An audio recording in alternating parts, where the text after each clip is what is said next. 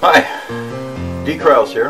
I'm going to throw up a review or two of some of the things that I'm going to read. A lot of them are going to be pretty old books, some of them 40, 60, 80 years old, 80 years or more. You know, that's the beauty of books. You can read something that was printed 100 years ago and still enjoy it. Now, I've been a reader for, oh good Lord, since I was 6 years old, which was a long, long time ago. Back in the 60s, I started with Dr. Seuss, of course, like everybody did back then, but learned to read with Marvel Comics. Stan Lee is my father.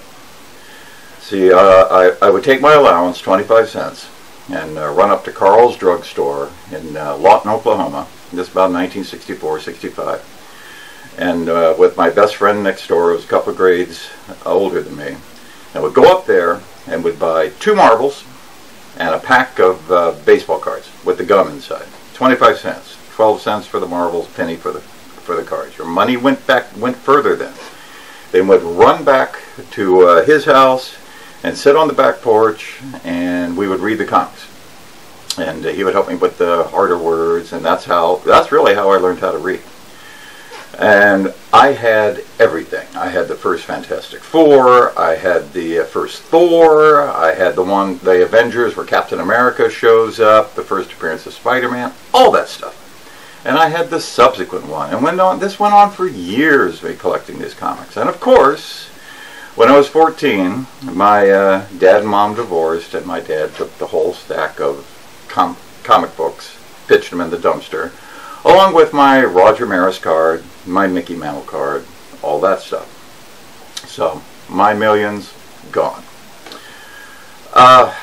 Those days were the golden years, and I'm really, it's a shame you all missed it, because there was about 15 years, from 1955 to 69, thereabouts, 14, 15 years, when being a kid in America was just gold. And especially if you're a reader, because we only had 3 channels. That's it. And they went off at midnight. They didn't start till like 6 in the morning.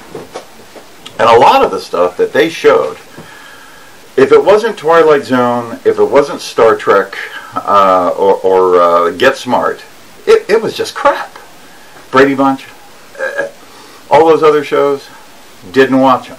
So if you wanted imagination, if you wanted stories, you had to read. And boy did I read. I read Heinlein, I read Asimov, I read Nolan, and a guy named Christopher Key, who you may never have heard of unless you know the Witch Mountain series. I mean, that's what he's most famous for. But he wrote this book called The Forgotten Door, which had such a profound impact on me that to this day I still remember it, and I'm looking for a copy from back then. It's kind of hard to find. So, reading has always been a part of my life. I like to read really big, thick books, 800 to 1,500 pages, trilogies, things like that. Because if you're going to read. You know, these 40, 50,000 page things that are popular today, come on, that's lightweight stuff. Go in for the real reading. So from time to time, I'll throw up a review of some of the stuff I'm reading, see if you're interested in it or not. If not, you know, hey, fine. I'm just an old guy. What do I know?